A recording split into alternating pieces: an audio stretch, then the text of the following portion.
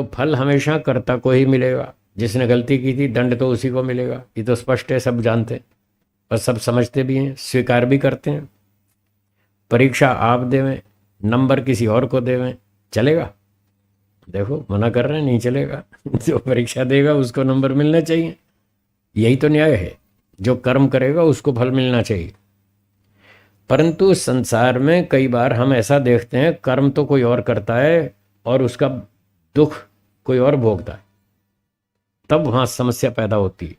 तब लोग भ्रांति में पड़ते हैं या शंका में आ जाते हैं कि ये क्या हो रहा है, ये तो कोई न्याय नहीं हुआ। गलती कोई और करे और दुखी कोई और हो, दंड कोई और भोगे, ये तो न्याय नहीं हुआ। अभी अभी थोड़े दिन पहले की घटना, यहीं पर अहमदाबाद में एक विमान टूटा ना, विमान दुर्घटना हुई ना, यहीं पर ही हुई थी अहमदाबाद में। 300-400 लोग उसमें चले गए और कुछ तो बेचारे अपने डॉक्टर लोग हॉस्टल में खाना खा रहे थे उनके ऊपर गिरा। तो लोगों ने बहुत सारे समाचार सूचनाएं भी निकाली हैं, कुछ व्यंग्य भी कसे। फेसबुक पर रोज लिखते रहते हैं लोग। किसी ने लिखा भाई अब तो घर में भी सुरक्षा नहीं है, विमान घर पे ही आके गिर सकता है, जरा सावधान रहना। है आंधी भूकंप पता नहीं कहाँ कहाँ हो सकता है, कोई गारंटी थोड़ी। तो अब तो विमान की भी गारंटी नहीं, हमारे ही घर पे आके गिरे। तो ऐसे लोगों ने बहुत सारे संदेश भी लिखे। तो उसमें थोड़ी सावधानी भी थी, थोड़ा व्यंग्य भी था। चलो खैर, कहने का मतलब ये है कि कर्म कोई दूसरा करता है और नुकसान किसी और को भोगना पड़ता है। जैसे ये विमान दुर्घटना हुई और रोज भारत में 500-700 लोग एक्सीडेंट में रोज मरते हैं। कोई ट्रक से मरता है, कोई कार से मरता है, कोई बम ब्लास्ट से मरता है, कोई जहर पी के मरता है, कोई पिस्तौल मार लेता है, गोली मार लेता है खुद को, कोई 10वें माले से कूद के गिरता है मरता है, कोई नदी में डूब के मरता है, कोई तालाब में, कोई जहर पी के मरता है, पता नहीं कैसे कैसे लोग मरते हैं। तो ये बहुत सारी दुर्घटनाओं में 500-700 लोग रोज मरते हैं। अब उसमें बहुत सारी घटनाएं तो दूसरे के कारण होती हैं। जैसे ट्रक ड्राइवर ने बेहिसाब ट्रक चलाया, शराब पी के चलाया। बहुत सारे लोग शराब पी के चलाते हैं गाड़ी, कार वाले भी चलाते हैं, ट्रक वाले भी चलाते हैं, और भी बहुत से लोग। कभी कभी विमान की भी सूचनाएं आती हैं कि पायलट ने भी शराब पी रखी थी। आपको याद हो तो कई वर्ष पहले अहमदाबाद में ऐसी ही एक और विमान दुर्घटना हुई थी, कोई 30-35 साल पहले। और यहाँ हवाई पट्टी से 2 किलोमीटर दूर वो विमान को उसने खेत में ही उतार दिया। तो वो भी ऐसा ही हुआ था, जल गया था और काफ़ी लोग मरे। एक बचा था उसमें भी, इसमें भी एक बचा, इस घटना में उसमें भी एक बचा था, कोई त्रिवेदी नाम का था व्यक्ति। वो भी विमान जब घिसट रहा था ज़मीन पर, तो उसने भी देखा मैं भी कूद जाता हूँ शायद बच जाऊँ, तो वो भी कूद गया। ऐसे चलते चलते विमान से कूद गया, 2-4 पलटी मारी और वो बच भी गया। तो कभी कभी ऐसी घटना हो जाती है, संयोग की बात है ये। तो गलती पायलट की, ट्रक ड्राइवर की, कार ड्राइवर की, और नुकसान दूसरों को। तो लोग यहाँ आकर पूछते हैं ये क्या न्याय है, क्या इनकी मौत यहीं लिखी थी? ऐसी बातें तब उठती हैं और बहुत से लोग यही मान लेते हैं इनकी तो मौत यहीं लिखी थी, तभी तो ये यहाँ मरे आकर के। कोई बाइक वाला जा रहा था हाईवे पर, ट्रक वाले ने पीछे से टक्कर मारी, वो गिर गया, वहीं मर गया। तो लोग कहते हैं इसकी मौत यहीं लिखी थी। तो ये बात गलत, झूठ है। जो विमान दुर्घटना में मरे उनकी मौत यहाँ नहीं लिखी थी। जो इस तरह के एक्सीडेंट्स में लोग मरते हैं, ट्रक के नीचे, कार के नीचे, बाइक के नीचे, या किसी भी तरह से जो इस तरह दुर्घटना में मरते हैं, उनकी मौत कहीं नहीं लिखी थी। पर जो लोग मानते हैं उनकी मौत यहीं लिखी थी। हमने उनसे पूछा अगर इनकी मौत लिखी थी तो बताओ किसने लिखी थी? आप में से भी कुछ लोग ऐसा मानते होंगे कि हाँ हाँ उसकी मौत वहीं लिखी थी। जिसकी मौत जहाँ पर निर्धारित है वो व्यक्ति उस दिन वहीं मरेगा, ऐसा करोड़ों व्यक्ति मानते हैं। और कुछ तो यहाँ तक भी कहते हैं जिसकी मौत भगवान ने जहाँ लिखी है वो ज़मीन उसको खींच के वहीं ले आती है। ऐसे ऐसे भी बोलते हैं, वो ज़मीन उसको खींच कर वहीं ले आती है, उसको यहीं मरना है। तो हमने पूछा किसने लिखी थी मौत? बोली भगवान ने, और कौन लिखेगा, एक ही तो है लिखने वाला। सबकी मौत भगवान ने लिख रखी है कब कौन कहाँ कैसे मरेगा, सब पहले से तय है, निश्चित है, निर्धारित है। ऐसा करोड़ों व्यक्ति मानते हैं, जबकि ये झूठ है, ये सच नहीं है। तो मैंने उन लोगों से पूछा कि ये मौत किसने लिखी थी? बोले भगवान ने लिखी। तो मैंने कहा भगवान ठीक लिखता है या गलत लिखता है? बोले भगवान तो ठीक लिखता है, वो गलत क्यों लिखेगा, वो तो ठीक ही लिखता है, भगवान कोई गलती थोड़ी करता है। मैंने कहा चलो मान लेते हैं भगवान ने लिखी थी और ठीक लिखी थी। तो जो व्यक्ति बाइक चला रहा था, हाईवे पर ठीक जा रहा था, ठीक नियम का पालन कर रहा था, हेलमेट भी लगाया था और उसकी स्पीड भी ठीक थी, वो सारे ट्रैफिक रूल्स का पालन कर रहा था, और फिर ट्रक वाले ने आके उसको ठोका और एक्सीडेंट कर दिया और वो बेचारा गिर गया, उसको चोट लग गई, मर गया। उसकी मौत यदि भगवान ने लिखी थी तो ट्रक ड्राइवर ने ईश्वर के आदेश का पालन किया या नहीं किया? है जी, किया ना। अब बताइए, ईश्वर के आदेश का पालन करना धर्म है या अधर्म है? धर्म है। क्या सोच रहे हैं? धर्म नहीं है, है ना। सब शास्त्रों में लिखा है ईश्वर के आदेश का पालन करना धर्म है। तो ड्राइवर ने, जो ट्रक ड्राइवर ने बाइक वाले को ठोक के मार दिया, उसने ईश्वर के आदेश का पालन किया। ईश्वर के आदेश का पालन करना धर्म है। धर्म का फल सुख है या दुख है? सुख है। धर्म का फल सुख है। तो क्या आप ट्रक ड्राइवर को सुख देंगे? उसने ईश्वर के आदेश का पालन किया है, धर्म का पालन किया है, धर्म का फल सुख है। आप ट्रक ड्राइवर को सुख देंगे? हाँ या ना? है? नहीं देंगे।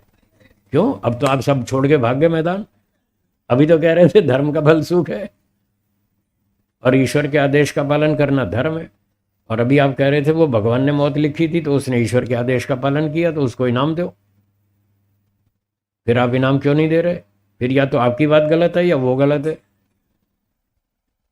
यदि आप उसको ये मानते हैं कि भगवान के आदेश का पालन किया तो फिर उसको इनाम दो, और इनाम देते नहीं तो इसका मतलब वो ईश्वर का आदेश नहीं था। ये तो दोनों बातें विरोधी हैं। एक तरफ आप कहते हैं वो ईश्वर ने मौत लिखी थी तो उसको इनाम दो, जैसे जल्लाद को वेतन मिलता है। जल्लाद को वेतन मिलता है या नहीं? न्यायाधीश ने आदेश दिया भाई अपराधी है इसको फांसी पे लटका दो, न्यायाधीश ने लटका दिया? नहीं, न्यायाधीश ने आदेश किया, जल्लाद ने उसको लटका दिया। जल्लाद ने न्यायाधीश के आदेश का पालन किया या नहीं किया? जब किया तो क्या वो अपराधी है? तो वो तो ठीक काम कर रहा है, आदेश का पालन कर रहा है, उसको तो आप वेतन दे रहे हैं। तो जो न्यायाधीश के आदेश का पालन करे उसको तो वेतन, और जो ट्रक ड्राइवर ईश्वर के आदेश का पालन करे उसको दंड। ये कौन सा न्याय है? ये कोई न्याय है क्या? सोचिए। है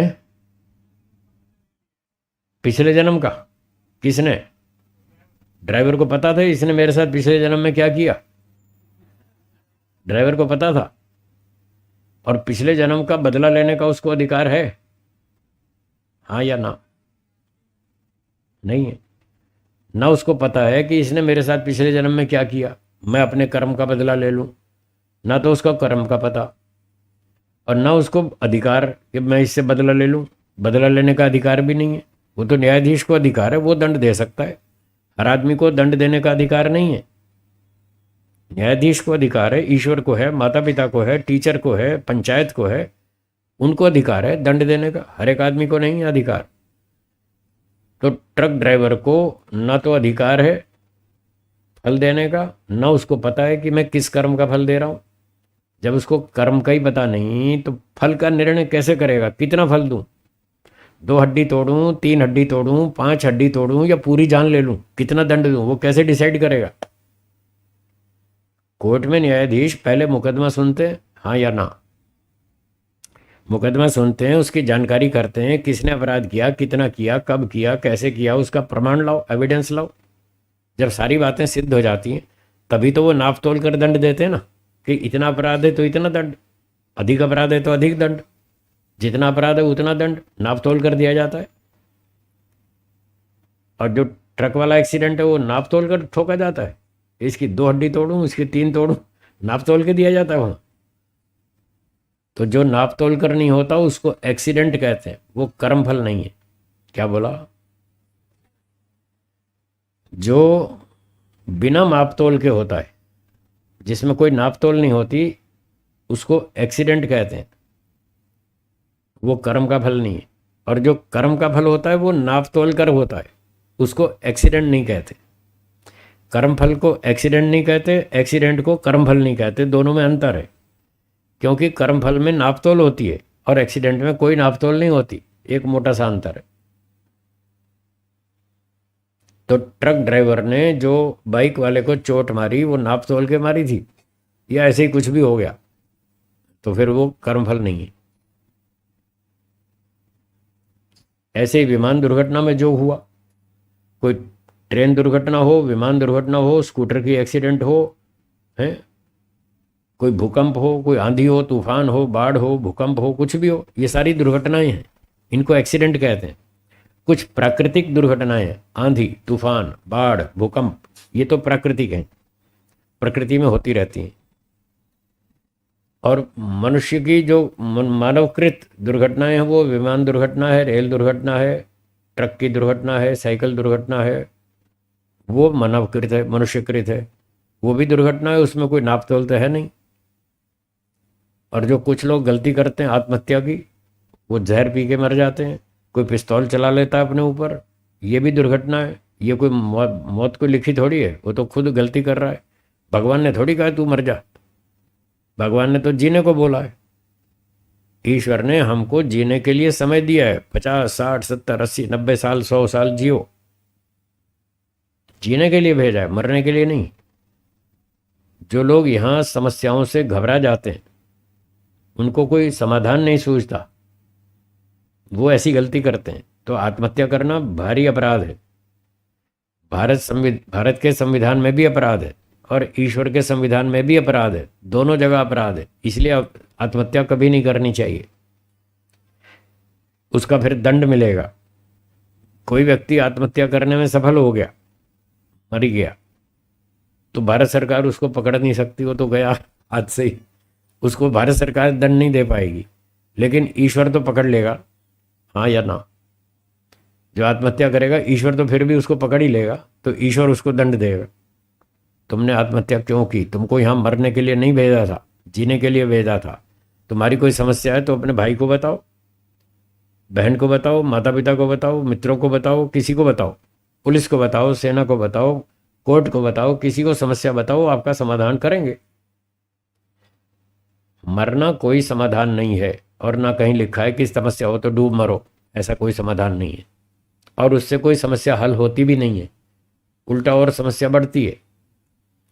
यदि कोई व्यक्ति आत्महत्या करने में असफल हो गया, बच गया, नहीं मर पाया, तो उस पर आत्महत्या का प्रयास इस नाम की कलम लगती है, इस पर, इस धारा में उस पर केस होता है। आत्महत्या करने का प्रयास किया, यह भी अपराध है। यदि वो बच गया मरने से तो फिर भारत सरकार दंड देगी, और अगर मर ही गया तो फिर ईश्वर दंड देगा। इसलिए ये अपराध है, ऐसा नहीं करना चाहिए। जो आपकी समस्या है किसी को बताइए, वो फिर आपका कोई समाधान कर देगा।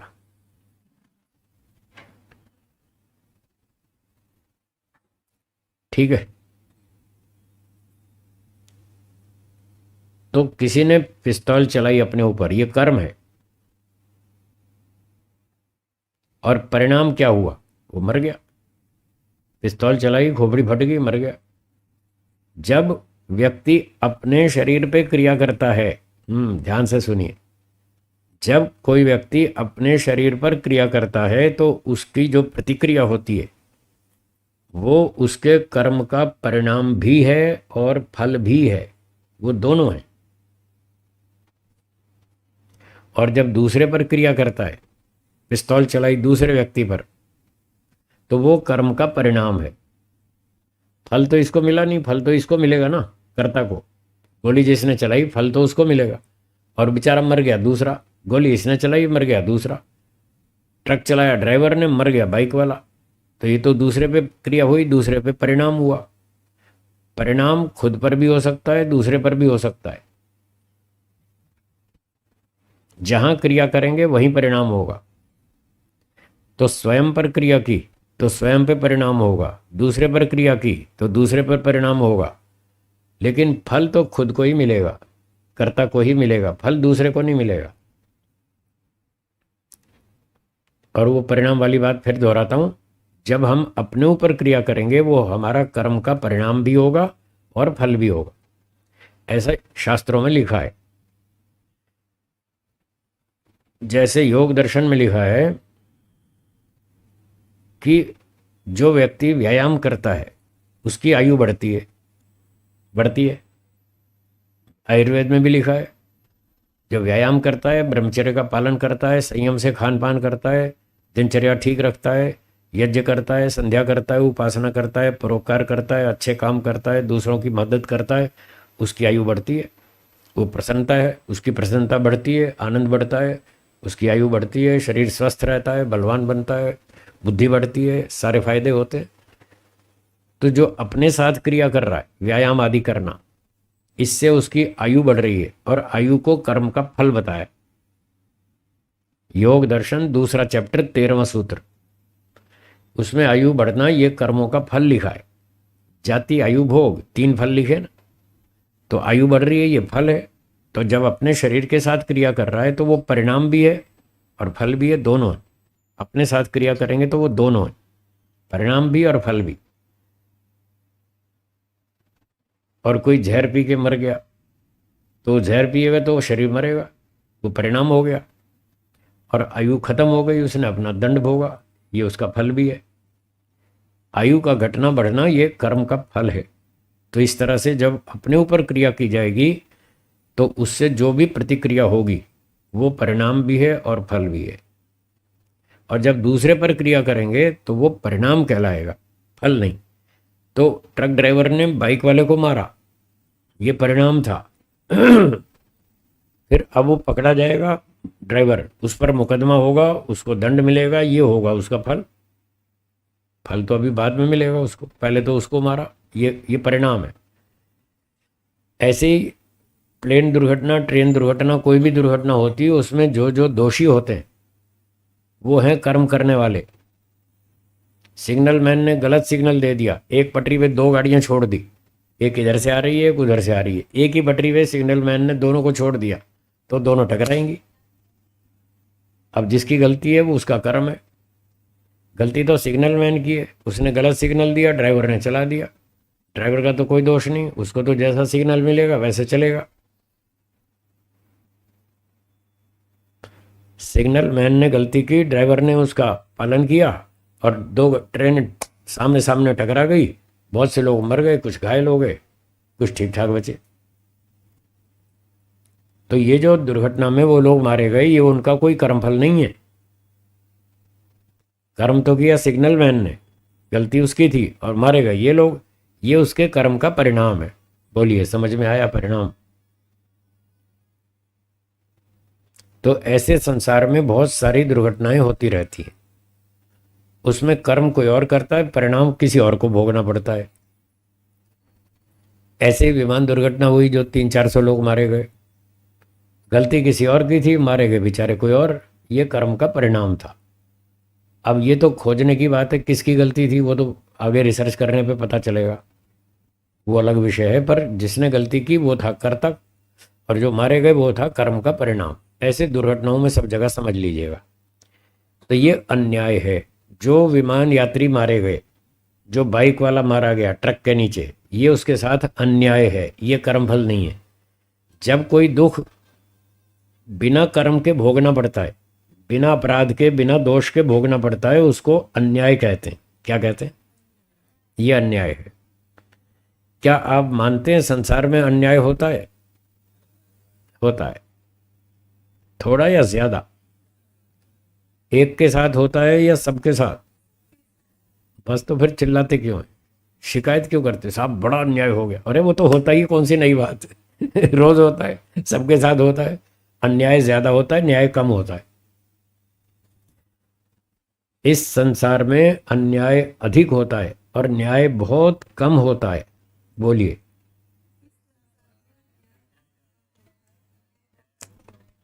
अन्याय सबके साथ होता है, न्याय भी वैसे सबके साथ होता है पर होता कम है, अन्याय ज्यादा होता है। इसका प्रमाण यह है कि संसार में मनुष्य थोड़े से हैं और कुत्ते गधे कीड़े मकोड़े बहुत ज्यादा है, ये प्रमाण है। प्रमाण समझ में आया?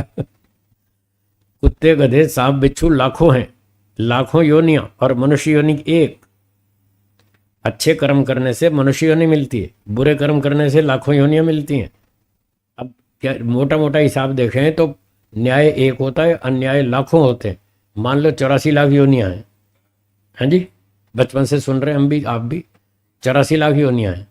यदि हर योनि में एक प्राणी को माने, एक आत्मा, एक मनुष्य, एक कुत्ता, एक गधा, एक घोड़ा, ऐसे 84 लाख मान लो, इतना भी गिने हम। जब 84 लाख वैरायटी है तो प्रत्येक योनि में कोई एक आत्मा तो होगा ना। तो हम एक एक की रेशो भी मान लें, एक मनुष्य और उसके सामने 84 लाख दूसरे प्राणी। तो इसकी मोटी गिनती ये है, आप व्यापारी लोग हैं, हिसाब लगा लो, एक पुण्य होता है, 84 लाख पाप होते हैं, सीधा हिसाब। अब बताओ पुण्य अधिक हो रहा है या पाप अधिक हो रहा है, न्याय अधिक हो रहा है या अन्याय अधिक हो रहा है? आपके साथ भी अन्याय होता होगा, हाँ या ना? जब अन्याय हो तो ऐसे चिल्लाना नहीं, ये क्या हो रहा है, हे भगवान ये क्या हो रहा है, कहाँ गया तुम्हारा न्याय? भगवान को गाली मत दो, ये भगवान का अन्याय नहीं है, ये इन मनुष्यों का है। जो आपके साथ तंग कर रहे हैं, आपको जो आपको परेशान कर रहे हैं, ये इन मनुष्यों के द्वारा किया गया अन्याय है, ईश्वर द्वारा नहीं। ईश्वर पूर्ण न्यायकारी है, वो कभी अन्याय नहीं करता, न किया आज तक, न आगे करेगा। वो पक्का परफेक्ट काम करता है, उसके काम में कोई गड़बड़ नहीं है, वेदों में साफ लिखा है।